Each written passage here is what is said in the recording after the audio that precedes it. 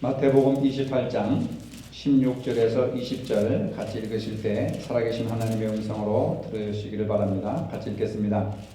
11제자가 갈릴리에 가서 예수께서 지시하신 산에 이르러 예수를 비웃고 경배하나 아직도 의심하는 사람들이 있더라.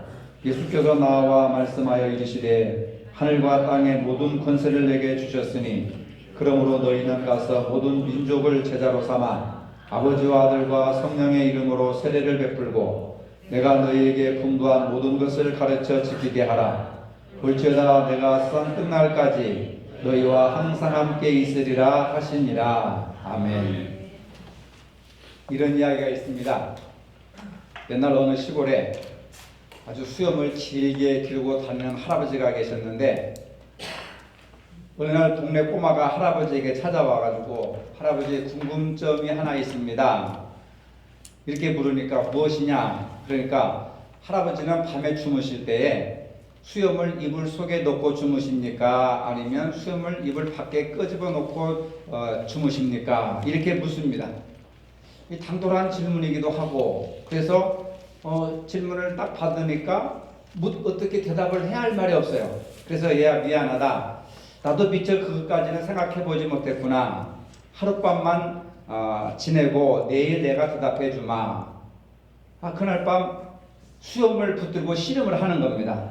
수염을 이불 속에 집어넣으니까 답답하고 그렇다고 수염을 이렇게 바깥에 끄집어내니까 너무 또 어떻게 좀 쓸쓸하고 허전한 것 같고 30년 동안 달고 다녔던 수염이지만은 수염의 위치를 어디다 둬야 될지를 모르고 수염을 달고 다닌 것입니다. 이 이야기를 통해서 30년 동안 내 몸에 달고 다닌 수염이 이불 밖에 있어야 되는지 이불 안에 있어야 되는지 밤새도록 깨닫지 못했다고 하는 이야기가 있듯이 지금 내가 예수 안에 있는 것인지 예수 밖에 있는지 내가 진리 안에 있는지 진리 밖에 있는지 알지 못한 채 신앙생활을 하고 살아가는 우리의 어정쩡한 자세를 꼬집는 이야기라 저는 그렇게 생각을 합니다. 사람들은 교회를 이렇게 구분합니다. 큰 교회, 작은 교회, 도시교회, 농촌교회, 장로교회, 감리교회 이런 구분은 사실 성경적인 구분이 아닙니다. 성경에는 예수님 시대 때부터 교회를 이야기해 왔지만은 교회의 사명이 무엇인지를 알지 못하는 사람들이 얼마나 많은지 모릅니다. 오늘 본문을 통해서 주님의 뜻이 무엇인지 알고자 합니다.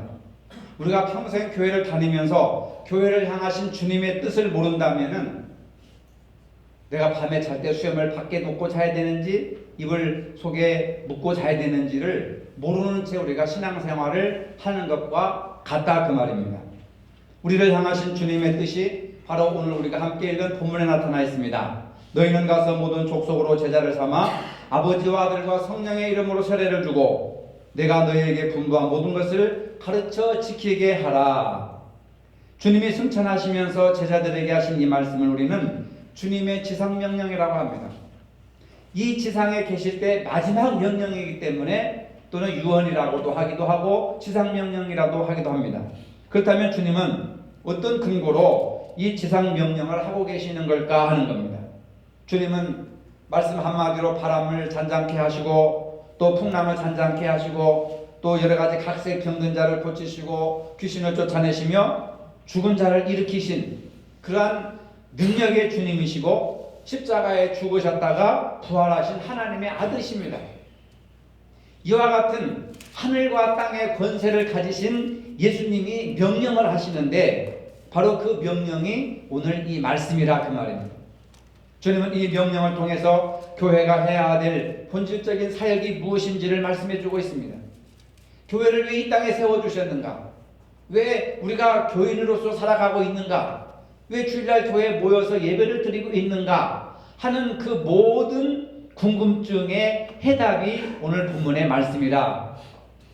우리는 주님의 지상명령의 말씀을 생각하면서 세 가지 측면에서 그 내용을 살펴보고자 하는 것입니다. 첫째로 예수님은 오늘 본문을 통해서 모이는 교회가 되라 이렇게 말씀하십니다. 따라해 봅시다. 모이는 교회가 되라. 모이는 교회가 되라.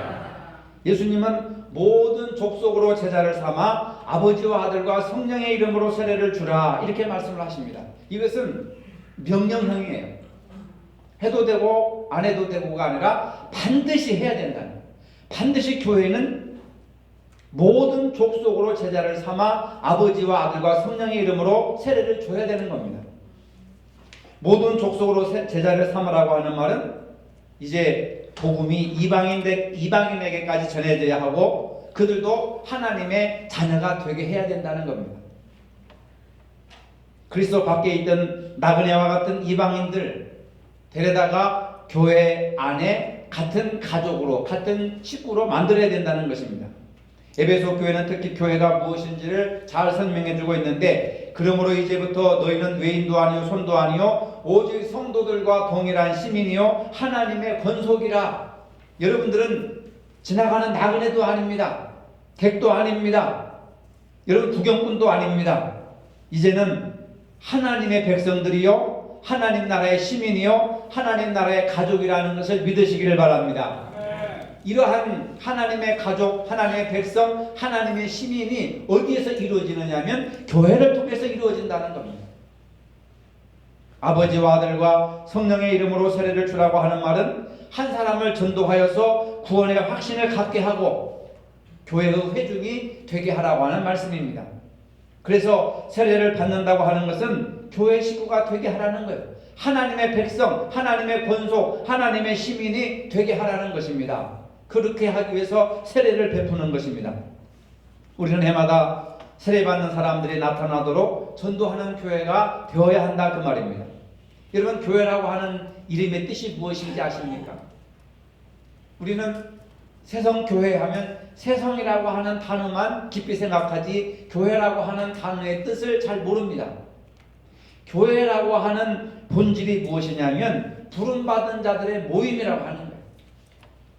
교회가 무엇입니까? 세성교회요, 소망교회요, 무슨 교회요? 그게 아니에요. 교회는 하나님의 부름을 받은 자들의 모임. 저와 여러분들은 하나님이 부르셔서 이 자리에 모이신 줄로 믿으시기를 바랍니다. 그게 바로 교회라고 하는 거예요. 에클레시아라고 하는 거예요. 세상으로부터 우리를 구별하여서 불러내어서 그 부름받은 자들이 모여서 하나님께 예배드리는 곳이 바로 교회라고 말입니다. 우리 교회는 우선적으로 모이는 교회가 되어야 된다. 모이기를 힘쓸 때 은혜가 넘치고 하나님의 기쁨이 되는 것입니다. 믿음을 갖게 되면 교회 나가겠다 말하는 사람들이 있는데, 아니 교회 나오지도 않는데 어떻게 믿음이 생길 수가 있겠습니까?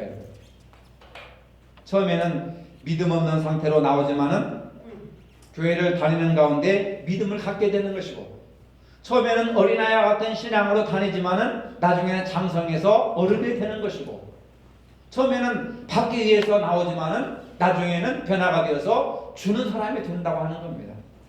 그래서 교회에 나와야 될 줄로 믿으시기를 바랍니다. 세상이 악해질수록 교회에 모이기를 좋지 않게 말하는 사람들이 얼마나 많은지 모릅니다. 교회가 모이기는 많이 모이면서도 할 일이 없다, 하는 일이 없다, 부정적으로 비판하는 사람들이 많이 있습니다. 교회에 많이 모이는 것이 무엇인가 잘못된 것처럼 생각하는 사람들이 많이 있습니다. 그래서 요즘은 인터넷을 통한 예배나 각 가정에서 텔레비전을 통해서 예배를 보는 사람들이 많이 있습니다. 나는 교회는 안 다니지만 예수를 믿고 있다, 이렇게 또 호언장담하는 맹목적인 용기를 가진 사람들이 많이 있다는 것을 저는 보게 됩니다. 인터넷을 통한 예배나 가정에서 텔레비전을 통한 예배, 물론 어느 정도의 편리함이 있을지는 몰라도 근본적으로 모이는 공동체로서의 교회는 아니라고 하는 겁니다. 하나의 프로그램일 뿐 교회 공동체는 아니다라고 하는 겁니다. 그것이 올바른 신앙생활을 돕기 위한 면이 있는지, 아니면 성도들이 모이는 것을, 교회로 모이는 것을 방해하는 것인지를 잘 살펴보아야 한다는 것입니다. 성도들의 모임을 방해하는 것은 하나님이 기뻐하시는 일이 절대로 될 수가 없다고 하는 겁니다.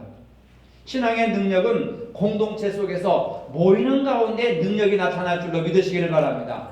오순절 성령의 능력도 120명이 마가의 다락방에 모여 있을 때 성령이 강권적으로 역사하셨다고 하는 겁니다. 오순절 성령의 역사도 바로 이런 모인 무리 속에서 나타나고 있습니다. 한국교회의 부흥과 성장은 열심히 모이는 가운데서 이루어진 것입니다. 예배에 열심히 모이고 기도에 열심히 내고 교회 안의 모든 모임에 어쨌든 열심히 참석해야 되는 겁니다. 그러면서 배우는 거예요. 그러면서 성장해가고 눈이 열리게 되고 안목이 열어지게 되고 자기 할 일을 찾게 되고 모여야 뭐가 이루어지는 거 아니겠습니까? 오늘날 교회는 모이는 열심을 회복해야 됩니다. 우리는 성령 충만하여서 세상 가운데 있는 사람들을 교회로 불러 모아야 하는 것입니다. 교회가 모이는 교회가 되도록 해야 된다 그 말이에요. 이것은 사람의 뜻이나 욕심이 아닙니다. 주님의 지상명령이라고 하는 것을 믿으시기를 바랍니다. 두 번째로 양육하는 교회가 되라고 하는 겁니다. 20절 말씀에 내가 너희에게 분부한 모든 것을 가르쳐 지키게 하라. 가르치는 교회. 이런 말씀은 교회가 양육하는 교회가 되어야 한다는 것입니다. 양육이라고 하는 것이 뭐냐? 주님이 말씀하신 것을 모두 가르쳐서 지키게 하는 겁니다. 마태복음에서는 이렇게 가르쳤습니다. 마가복음에서는 이렇게 말씀하셨습니다. 누가복음, 요한복음, 바울서시에서는 이렇게 말씀하셨습니다. 하고 가르치고 여러분들은 배우고 배우는 가운데 점점 성장하고 성숙해지게 된다 그 말입니다. 그리고 머리만 발달하는 것이 아니라 배운 것을 지키게 하는 것. 그것이 바로 양육이라고 하는 거예요. 교육과 양육은 차이가 납니다. 교육은 지식만 가르치면 되는 거예요. 학교에서 이론만 가르치면 됩니다. 그러나 교회는 교육기관이 아니라 양육기관이에요. 가르쳐서 행하게 만들어야 되는 겁니다. 가르쳐서 그렇게 살도록 해야 되는 거예요. 그래서 양육이라고 하는 말을 쓰는 것입니다. 지금까지 교회들은 성도들을 불러 모으고 또 보내는 데 열심히 했지만은 건강한 성도로 양육하는 데는 굉장히 소홀히 했습니다. 예수님께서 제자들을 불러 모으시고 집중적으로 하신 말씀이 하신 사역이 뭐냐? 바로 양육하는 것이었습니다. 예수님은 제자들을 양육하시는데 시간과 관심과 열정을 쏟으셨습니다. 하나님의 말씀을 끊임없이 가르치고 그 말씀을 순종하도록 훈련을 시키신 것입니다. 이렇게 양육된 제자들은 초대교회를 양육하는 교회로 세워나갔습니다. 사도행전 22장 42절에 보니까 저희가 사도의 가르침을 받아 사도들의 사명이 뭐냐? 가르치는 겁니다. 그러면 성도들은 뭡니까? 배우는 거예요. 저희가 사도의 가르침을 받아 서로 교제하며, 그러니까 교제는 이렇게 해야 됩니다. 가르친 겁니다. 떡을 떼며 성만찬을 하며 물질을 서로 이렇게 공유하며 이 모든 것들을 바로 양육을 통해서 성도들이 배우고 그대로 실천했다는 겁니다. 그리고 기도하기를 전혀 힘씁니다. 기도하는 것도 배우고, 그래서 교제하고 떡을 떼고 기도하는 일을 배워서 그대로 힘써 행했다는 겁니다. 이것이 바로 양육이에요.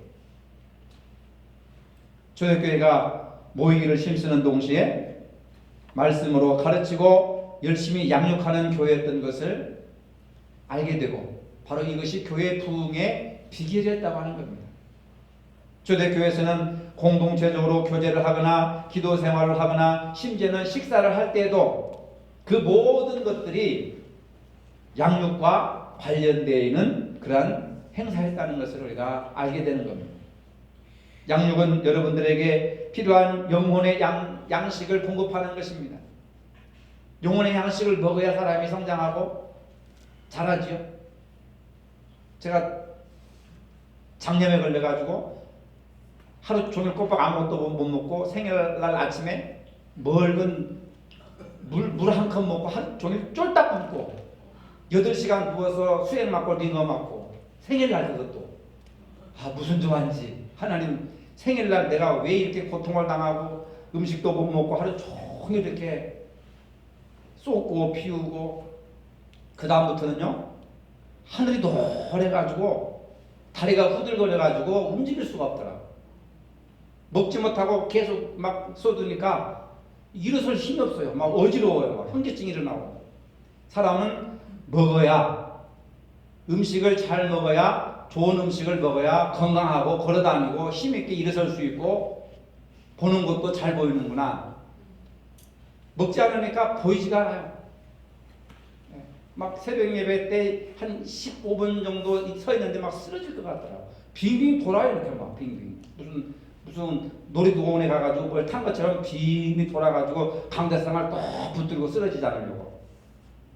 안 먹으니까 막 그렇게 어지럽더라고요.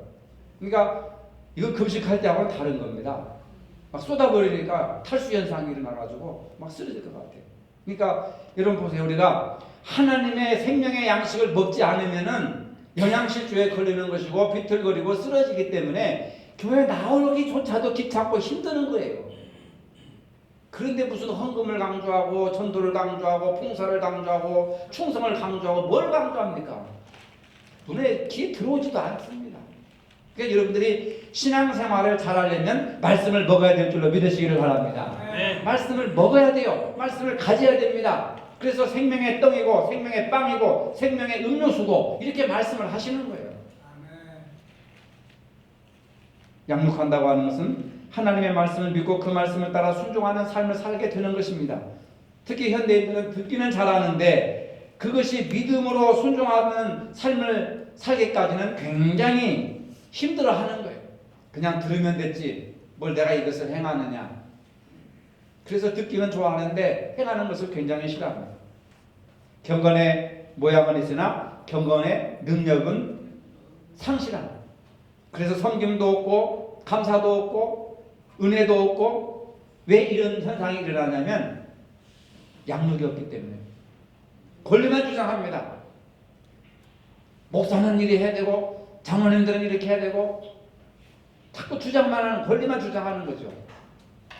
그래서 교회를 비판할 줄 알지 그것을 해결할 수 있는 능력을 갖지는 못하는 겁니다. 왜 그렇습니까? 경건의 모양은 있으나 경건의 능력이 없기 때문에 그래요.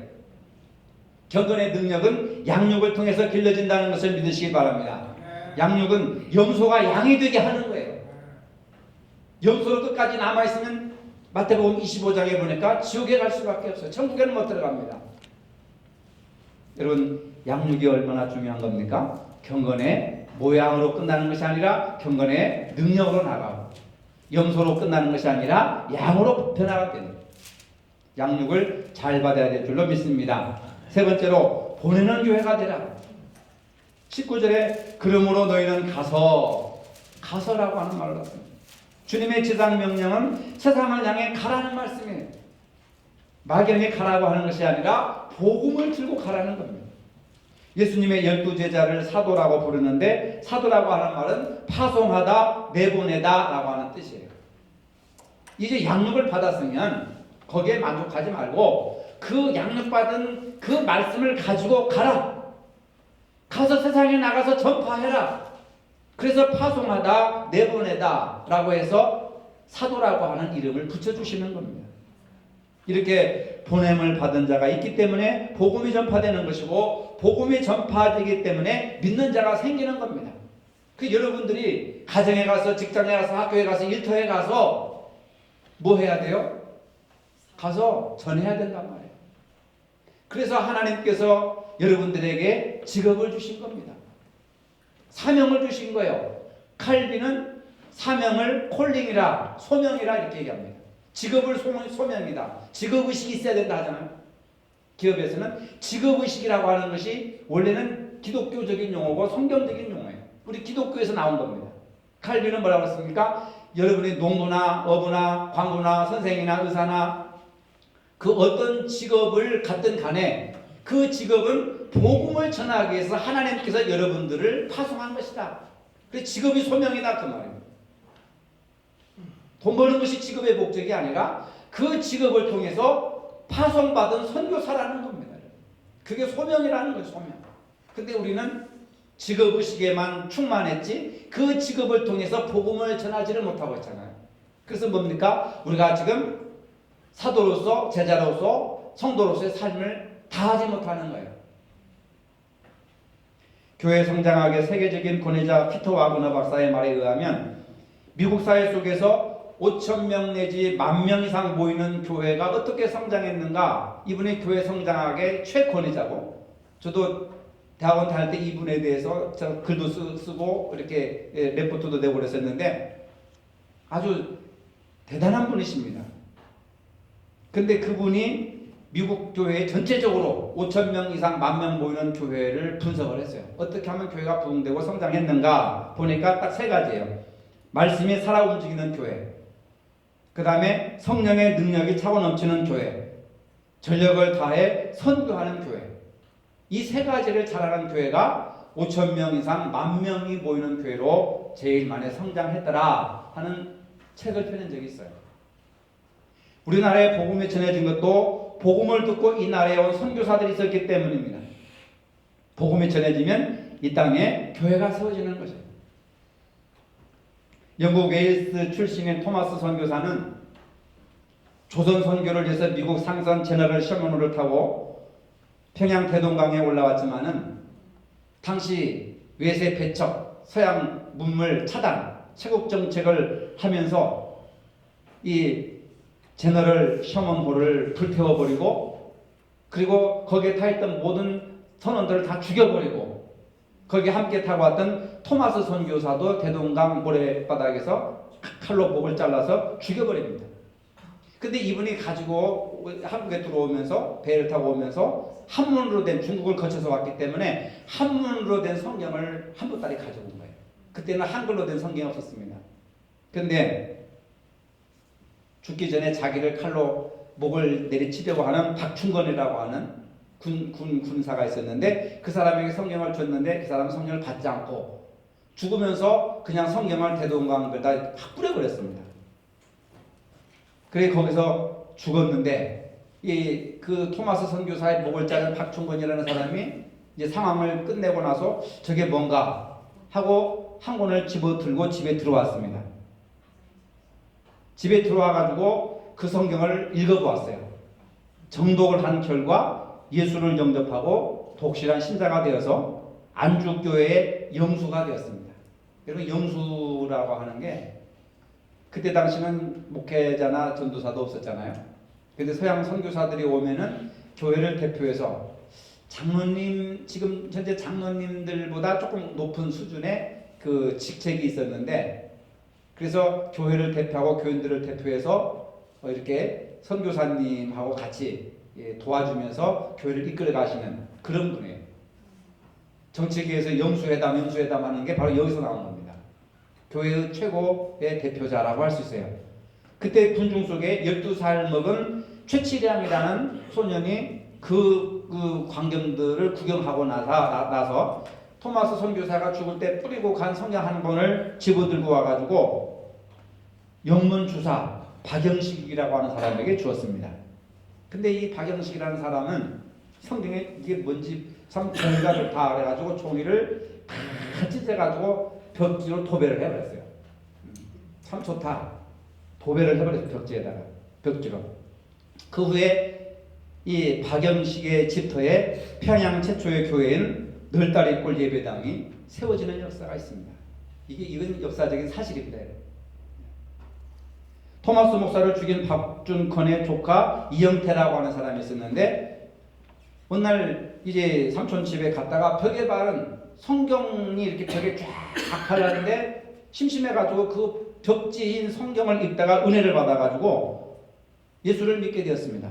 그래서 평양 숭실 전문대학교를 졸업한 후에 미국 남장로교회 선교사의 조사가 되어서 한국인 성서 번역위원회 한 사람으로 성경 번역하는 일에 힘을 쏟은 사람으로 변화가 됐습니다. 토마스 목사는 박충건의 칼에 맞아 죽었지만은 와서 전도지 한 장 돌리지 못했지만 죽을 때 흩뿌렸던 그 성경책에 의해서 수많은 사람들이 변화를 받고 그 다음에 교회를 세우게 되고 한국교회에 초석이 되는 그러한 역사가 일어났습니다. 그의 시체는 토막락 대동강변에 불태워졌지만은 그가 타고 온 그 제너럴 셔먼호의 닷줄은 평양 동문에 걸려서 해방되던 1945년까지 남아있었다고 하는 겁니다. 토마스 목사는 개신교 목사로서 조선 땅에 최초로 수시로 순교의 피를 흘려가면서 죽었는데 이때가 1866년 9월 22일 그의 나이 27살이었습니다. 그는 이렇게 숨져갔지만 그가 전해준 복음은 한국 교회의 초석이 되고 있습니다. 그가 순교한 대동강물을 마신 평양 시민들이 거진 다 예수를 믿게 되었습니다. 평양은 한국교회의 중심이 됐을 뿐만 아니라 해방 때까지 동양의 예루살렘이라고 하는 거룩한 별칭을 얻게 되었습니다. 오늘도 주님께서는 우리에게 가서 복음을 전하라 이렇게 말씀하십니다. 복음을 영접하고 성령으로 감동될 때에 많은 사람들이 변화가 될 수 있다고 하는 것을 우리가 잊어서는 안 되는 것입니다. 초대교회에서도 예루살렘을 중심으로 생활하는 성도들이 각 지역으로 흩어져 가는 곳마다 교회가 세워지게 되는 놀라운 역사가 일어났습니다. 성도들이 파송되는 현장에 교회가 세워지고 영원구원의 역사가 일어나게 되었다는 것을 우리가 역사를 통해서 성경을 통해서 알게 됩니다. 선교하는 공동체라고 하는 것은 성도들을 세상으로 파송하는 공동체. 여러분들이 한 사람 한 사람 선교사라고 하는 거예요. 나는 가정으로 파송받은 선교사, 나는 학교로 파송받은 선교사, 나는 병원으로 파송받은 선교사, 나는 직장으로 파송받은 선교사. 이런 선교적인 사명을 감당할 때에 여러분들을 통해서 믿는 사람들이 늘어나게 된다. 근데 우리는 이런 가라고 하는 흩어지는 교회 사명을 모르니까 교회를 다니기는 다니는데 주일날 안 나가면 답답하고 나가도 별 이렇게 뭐 좋은 일도 안 생기고 수염을 30년 동안 달고 다녔는데 이불 속에 집어넣으니까 답답하고 꺼내놓으니까 쓸쓸하고 그런 마음으로 우리가 지금까지 수년 동안 교회를 다녔다고 한다면 이제는 내가 왜 교회를 다니고 내가 다니는 교회가 무엇이고 교회를 위해서 교회를 지키기 위해서 생명을 아낌없이 버렸던 우리가 피 한 방울 섞이지 않고 생판 남은 그 외국인이 무엇을 위해서 죽어갔던가 그런 것들을 우리가 깊이 생각해 보면 하나님은 어떻게 역사하시고 예수님께서 우리를 통해서 뭘 하시기를 원하시는가에 대해서 우리가 대답을 할 수 있게 된다 그 말입니다. 여러분 이제 세상에 나가서 복음을 전해야 됩니다. 교회가 너무 많다고 말하는 사람들이 있습니다. 그러나 하나님이 예수님을 이 땅에 보내주셨듯이 또 예수님께서 제자들을 이 땅에 보내주셨듯이 저와 여러분들도 이 세상에 보내주신 분이 바로 하나님이시고 예수님이시라고 하는 겁니다. 우리는 이 보냄의 뜻을 알아서 사명을 감당해야 될 것입니다. 부활하신 예수님께서 승천하시면서 지상명령으로 주신 오늘 본문의 말씀을 교회 사역의 핵심으로 잘 받아들여야 되는 겁니다. 예수님께서 천국 사회를 위해서 제자들을 부르시고 양육하시고 그 후에 파송하셨듯이 모이는 교회, 따라해서 모이는 교회, 양육하는 교회, 파송하는 교회. 이 지상명령을 잘 감당할 때 하나님의 놀라운 역사와 축복이 일어날 줄로 믿으시기를 바랍니다. 거룩하신 하나님, 우리 세성교회가 부활하신 주님의 지상명령인 모이는 교회, 양육하는 교회, 흩어지는 교회가 되게 하여 주시옵소서. 예수님의 이름으로 기도합니다. 아멘. 이제는 우리 주 예수 그리스도의 은혜와 하나님 아버지의 무한하신 사랑과 성령의 교통하심이 모이고 양육하고 흩어지는 교회로 살기를 원하는 사랑하는 모든 성도들 머리 위에 이제로부터 영원토록 함께 하시기를 축원하옵나이다. 아멘.